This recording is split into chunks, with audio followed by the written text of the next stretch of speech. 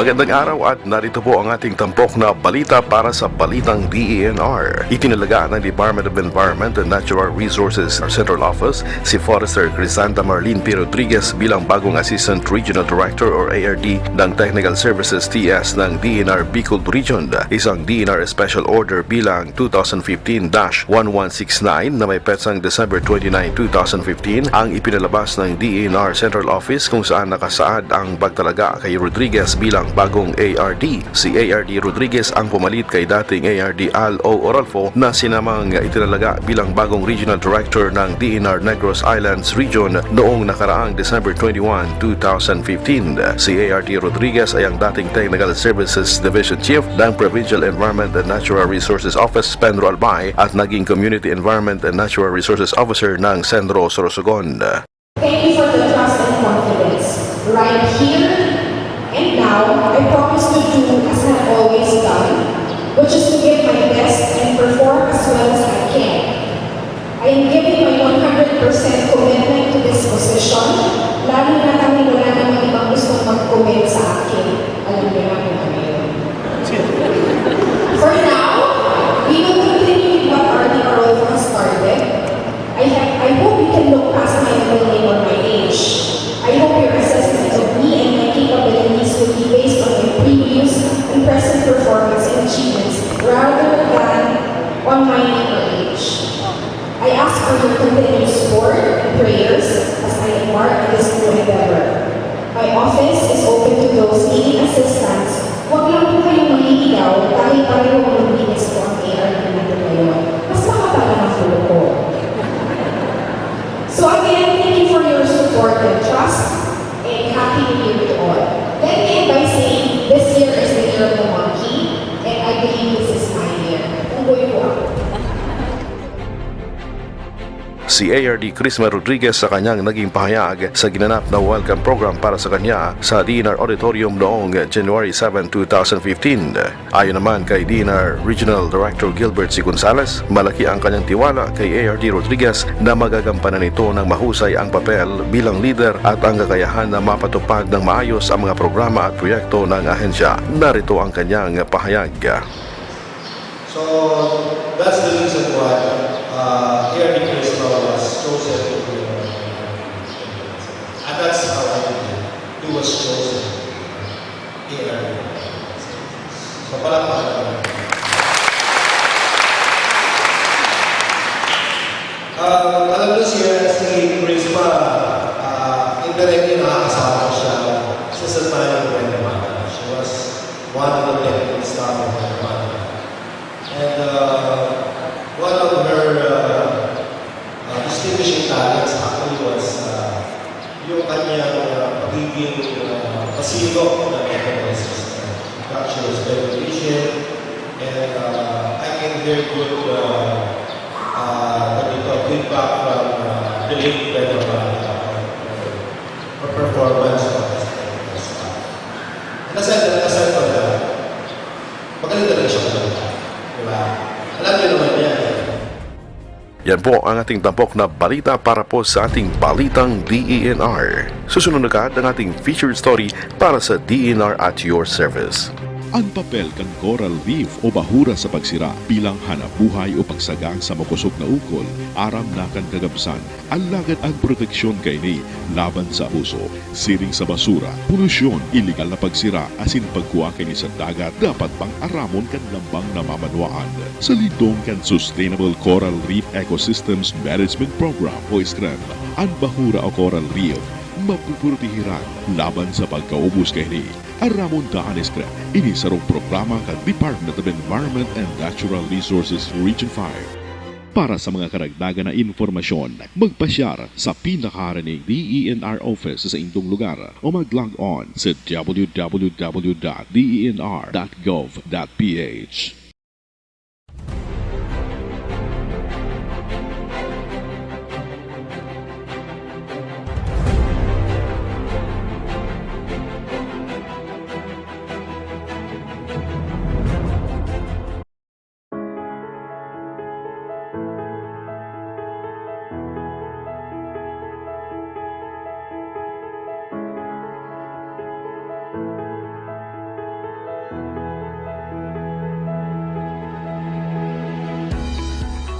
Bago pa nagsimula ang National Greening Program or NGP, isang agroforestry development program na ang nailunsad ng gobyerno sa Bicol Region. Ito ang Community-Based Forest Management Program or CBFM. Layunin itong tugunan ang mga pangangailangan ng mga lokal na komunidad sa pamamagitan ng pagbibigay ng mga punlang maitatanim sa kabundukan at mga livestock katulad ng kalabaw at kambing sa pakipagtulungan ng mga people's organization sa rehiyon. Mayroon na ding 8,824 ang naitatalang beneficiaries ng CBFM na binubuo ng mga komunidad sa kabundukan. Samantalang ang NGP naman ay may 83,459 na bigyang trabaho mula 2011 hanggang 2014. Mayroon na din itong natamnan na 70,080.89 hectares. Maraming people's organization ang naingganyong sumali sa programang CBFM dahil na rin sa mga positibong naitulong nito sa pamumuhay ng pamayanan at kagubatan, habang aktibong nakikibahagi pa rin sa mga gawain sa NGP. Taong 2007, nang simulang ipatupad ng Kagawaran ng Kapaligiran at Likas Yaman, katuwang ang Tao Kalikasan Foundation of the Philippines Incorporated sa lalawigan ng Camarines Norte. Sila ay isang organisasyon na nakabase sa Tigbinan, Bayan ng Labo at binubuo ng 5 maliliit na grupo. Sa Bayan ng Labo ay yung Gisikan Multipurpose Cooperative sa Barangay Gisikan, Tigbinan Upland Farmers Organization yung dito, tapos yung kooperatiba ng maliliit na magniniyog sa Barangay Kanapawan, yung KMMBK. Isa sa Sitio Benguet, nasaklaw naman ng Barangay Magsaysay, Sitio Benguet Multipurpose Cooperative, at Tanawan Multipurpose Cooperative, nasaklaw ng Barangay Tanawan, Kapalungga. Kami ay patuloy na tinatangkilik yung mga proyekto ng DNR. Ito ay nakapagbibigay ng karagdagang hanap buhay do sa mga upland farmers. Pinipilit namin na hanggat maaari ma-divert yung atensyon ng mga tao. Tinuturuan namin silang maging sustainable yung ating forest resources. Kaya kalinsabay nun yung pagpapaliwanag ko ano ang kahalagahan ng epekto ng sirang kalikasan, sirang kapaligiran dun sa rehabilitated na mga kapaligiran. Tinataguyod nila ang dekalidad na serbisyo sa pamayanan upang mapaunlad ang kabuhayan at isinusulong ang pagkalinga sa kalikasan. Sa loob ng 8 taon, marami na ang pagbabago sa pamumuhay ng mga kasapi ng TKFPI. Dati mga walang bahay, ngayon may bahay. Dati walang kasangkapan ng mga bahay, ang mga anak hindi nag-aaral, ngayon nagsisipag-aral sila. Nakabili na ng mga motor. May kalsada na kami doon. Pag mapunta sa kanyang farm, nakasakay na sa motor. Oo, marami na. Hindi na naglalakad. Hindi na. May nakabili ng kabayo. May mga TV na ang bahay. Mayroon ng mayroon. Hindi mo man usisain yung pananalapi ng pamilya. Makikita mo doon sa mga kagamitang nandun sa loob ng bahay niya at doon sa bahay niya mismong naitayo na dati yung mga nakikisukob lang doon sa kanilang kamag-anak. Yun yung malaking ambag. Dati po ako'y walang kalabaw. Ngayon po ako may kalabaw na. Nagkaroon po ako ng babuyan. Ito po ay naging tulong sa aking pamilya. Ganon din po, nakapag-savings na po ako. Nang kahit kakaunti, siya po namin pinagsisikaran. Bukod pa po sa roon, ang aming mga lupain ay nagkaroon ng pakinabang. Hindi lang sa aming pamilya, kundi sa buong kabarangay. Ganon din po ang aming mga isipan na buksan na magtaniman po kami ng mga punong kahoy. Ito pala po ay makakatulong sa ating kalikasan. Maraming naitulong ng NGP sa mga kasamahan ko. Dati kasi maraming tambay dito nung magkaroon ng NGP. Wala na ngayon, halos lahat busy na sila. Kasi yung iba, yung mataniman namin ng mga fruit bearing tulad ng kakao, tulad ng pili, ng kape, inaalagaan nila. Kaya so naging abala sila. Kasi nangako kami, nangako ang samahan na pag 3 to 5 years at mayroon ng produkto, tutulungan ang samahan kung paano i-market yung kanilang produkto. Ang mga kasapi ng samahan ay naengganyo na magparami ng seedlings upang lang may tatanim maging sa kanilang bakuran dahil sa karagdagang kita mula dito. Nagsisidling po kami sa bahay. Pag pwede na po yung itanim, dinideliver na po yun namin dito sa GMPC, binabayaran po yun sa amin. Isa sa pangunahing pinagkakaabalahan ng mga kasapi ng GMPC ang kanilang Abaca Handicraft. Galing din sa kanilang CBFM Abaca Plantation ang raw materials na ginagamit dito. Dati po, walang tanim ang aming mga lupang nakatiwangwang. Ngayon po, puno na ng abaka na siya po namin ginagamit ngayon dito sa aming kooperatiba. May tsinelas po kami, may mga handbag. Ito po ay hindi lang kami mga miyembro, pati po ang mga tao sa aming kapaligiran dito sa aming barangay, nagkaroon po ng hanap buhay. At nabawasan po ang pagsusugal ng mga kababaihan, yung mga nanay na po ay nalilibang sa pagsusugal. Ngayon po ay hindi na. Karoon kami ng kunting savings, yun ang ginamit namin sa pagpagawa ng opisina. Tulad nga nito. So, after 2 years, yun nga, yung project naming carp, nagkaroon kami ng post-harvest raw material. Ayon kay Charles, sa paggawa na ito na nakasalalay ang kanilang kabuhayan. At ano naman po ang magandang naidulot nito sa inyong kabuhayan sa pamilya? Maganda po at yung panganay ko pong anak, sa ngayon po second year college na rin po. Okay. Yung pong kinikita ko po, siya ko pong pinaglutos sa kanya. Ibig sabihin, dahilan dito sa trabaho ninyo ay Nabigyan po nakapagpaaral nila- na po kayo ng inyong anak. Yun po. Bukod pa po doon sa pagpapaaral sa inyong anak, ano pa po ang buting naidulot nitong trabaho? Nung wala pa po ako dito, kung sa 10 lugar ako dumadayo, ng trabaho. Nung napasok pa ako dito, malapit pa po ako sa pamilya ko. Ang GMPC ay nagbibigay pagkakataon maging sa may mga kapansanan upang kumita ng marangal tulad ni Jomar. Bagaman siya ay pipi at bingi, subalit bihasa sa paggawa ng abakang tsinelas. Ipinagmamalaki ng GMPC ang produksyon ng kanilang sangkaka o sugarcane, kung saan ang pangunahing sangkap sa paggawa nito, ang sugarcane o tubo, ay galing na sa kanilang CBFM plantation. Sa pakikipagtulungan ng Department of Trade and Industry o DTI na siyang nagkaloob sa kanila ng tulong sa pamamagitan ng mga kagamitan sa paggawa ng sangkaka, at bilang counterpart, sila ang nagpatayo ng shared building facilities, habang ang isang international non-government organization ang nagbigay sa kanila ng sapat na kaalaman at kahusayan sa pamamagitan ng training o capability building, kung kaya't gamay na nila ang proseso sa produksyon ng kanilang sangkaka. Harvest hakutin dito, ito yung raw materials na gigilingin natin para magkaroon ng katas, makuha yung katas. Mula doon sa raw materials na nalinis, dito naman natin yung ginigiling upang makuha natin yung katas na siyang isasalang naman doon sa lutuan. May mga kawa kami dito, dito yun inilalagay, gagatungan yan, then yan hinahalo siya ng hinahalo hanggang sa lumabas yung matamis niya. Dito ilalagay yung lutong sangkaka dyan. Pag nakalagay na dito yung sangkaka at tumigas na, dadalhin dito yung sangkaka, yung nakalagay dyan sa mga bao, dito yan itataob, nililinis ito. Pagtikal mo, hindi siya dumidikit. Para buong-buo siya malinis. Pagkagaling naman dito, di matigas na siya, naalis na yung mga bao, binabalot na sa dahon yun. Pinapackage na yun, ready for benta na.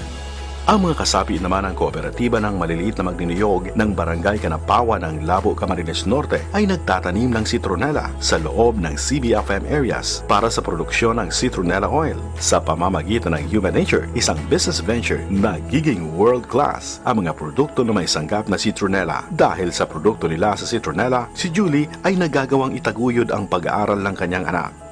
Mga produkto na nagmumula dito sa citronella. Napakarami po.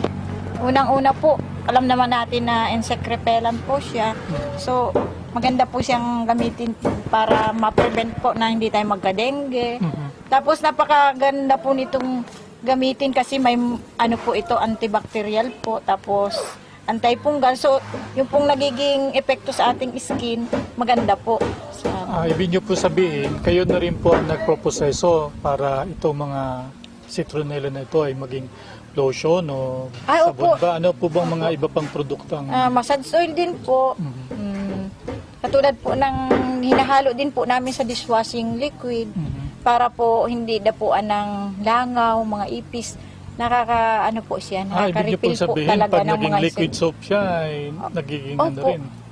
Epektibo rin. Napaka-epektibo po. Marami na po ang nagpatunay na talagang sino po ba ang mga member nitong samahan niyo na ito? ang karamihan po ay mga mahihirap, maliliit na magnyunyog na sinasabi na taga rito po sa Barangay Kanapawan. At sa ilalim po ng kanilang mga nyugan, ito na po ang itinatanim. Sa barangay kinalabasahan ng Bula, Camarines Sur, nakabase ang Samahang Organisasyong Pangkalikasan o SOK na sa ngayon ay masigasig sa produksyon ng kanilang pananim dahil na din sa siguradong mapaglalagakan ng kanilang produkto sa hinaharap. Sa nakikita po natin dito ngayon, marami pong kakao na po. Marami. So, ilang hektarya po ang covered ng plantation ng kakao na ito? Nasa 15 hektar. Ano po ang inyong prospect market para po dito? Ay sa ngayon po, nag-ano na nga kami sa Nestle na magkontrata sa susunod na mga taon, papasok na kami doon sa kanila para ang produkto namin ay tuloy-tuloy. Tuloy-tuloy. Kasi hindi lang itong nasa CBFM area ang may mga tanim, kasi may mga backyard din. Yung hindi member, nagtatanim din ng kakao para makarami kami ng produkto. Maliban sa kakao, paggawa ng cassava chips ang isa sa pinagkakabalahan at napagkukunan ng kabuhayan ng mga kasapi ng SOK, kung saan ang mga kamoting kahoy ay galing na mismo sa kanilang CBFM plantation. Masasabing huwaran din ng SOK dahil sa sistematikong pamamalakad mula sa madalas sa patrabaho sa pagbintina ng plantasyon hanggang sa tama na paghawak ng kanilang finances o pananalapi. Yung 1 hectare po ay 1.5. 1.5 po ang labor. Mayroon kaming bookkeeper. Lahat na on the record yung mga expenses namin. Sa mga komunidad tulad ng Barangay Bagamelon sa Camarines Sur na sa nayugan nakasalalay ang pinagkukunan ng kabuhayan ng karamihan sa mga mamayan dito, napakalaking kagaanan sa kanila ang may karagdagang mapagkakakitaan. Ito ang ikinagagalak ng mga kasapi ng San Ramon Upland Farmers Association Incorporated. Ang pagtanumi po, purpoon man. Dos po ang poon. Kung medyo may gusigos ka, kuyan man po, sir, nakaka-150 poon man sa magapon. Dakula mga baga, sir, katabangan sa alog sa muyang may mga tariya man baga. Target nila na palawakin pa ang produksyon ng kanilang gulayan tulad ng ampalaya at luya. Pag-harvest mi, tatanong mi uli ini. Tamarang magdakol ini. Kadakol kaning pwedeng magbakal sa market. Dadaraw na sa market. Dahil ini nababahura. Sa Labo, Camarines Norte, isa ang Bayabas Multi-Purpose Community Organization Incorporated o BAMCO sa nakakatamasan ng pagunlad dahil sa magandang pagpapatupad ng mga proyekto galing sa pamahalaan. Pagpundar kami, may sarili kaming refilling station, mineral, purified alkaline water. Nakabili kami ng sariling truck na siya nagdi-deliver. Plus yung mismong building na kinatatayuan ng refilling station. Ito pong maliit na negosyo namin na ito, nagsusupply kami sa Paracali, Panganiban at Santa Elena. Wala nang dumating yung CBFM saka yung mga tulong ng DNR sa pamamagitan ng mga kontrata. Halos linggo-linggo o araw-araw may mga trabaho ang tao. Yung mga dating mga nag-uuling sa bundok, ngayon na-convert sila na magtatanim na ng puno. Member na sila ng BAMCO. Kaya yun ang malaking naging impact sa amin. Nabawasan yung mga mag-uuling at natuto sila magtanim sa bundok. Sa pamamagitan din ng mga trainings na ipinagkakaloob ng DENR, nagkaroon sila ng lakas ng loob upang makipag-ugnayan pa sa ibang sangay ng pamahalaan upang mas mapalago pa ang kanilang pinagkukunan ng kabuhayan. Pangalawa, yung networking, koneksyon, na unti-unti nakilala kami sa probinsya na bilang organisadong PO at napasok namin yung ibang ahensya ng gobyerno. Kumbaga yung nagkaroon kami ng lakas ng loob dahil natuto kami sa nakipag-usap sa mga ahensya ng gobyerno hanggang sa nakipag-usap kami sa DTI, sa Dole na nga. Kaya yan ang inanak ng CBFM, ang naging bunga itong water station namin.